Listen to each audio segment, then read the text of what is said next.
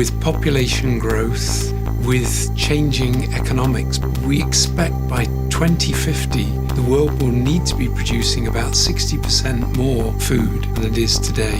The goal of the RIPE project is to make crops more productive. We're doing that by engineering photosynthesis to make it more efficient.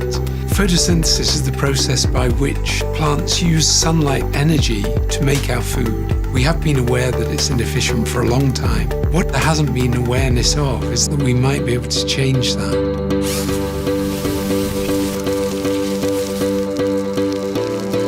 We believe that by engineering photosynthesis, we could double the potential productivity of our crops.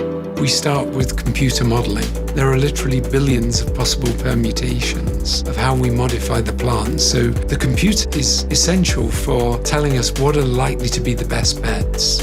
One is speeding up the generation of the molecule that photosynthesis uses to capture carbon dioxide. The second is when a leaf goes from sun to shade, it takes some time for it to adjust to that change in light. So what we've done is found ways in which we can speed up that adjustment. The third is to engineer more efficient ways of metabolizing the products of a process called photorespiration. In the RIPE project, we're looking at photosynthesis a little bit like a car production line. You have 1,000 workers on that line. Where do you put the workers to maximize productivity?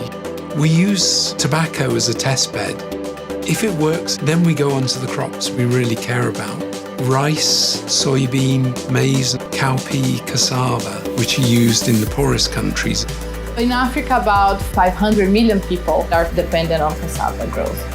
If we get increased yields for cassava, they can grow more to be able to feed more their families. And also they're gonna have more to sell to the market. And then with that, they can get more money to meet household needs.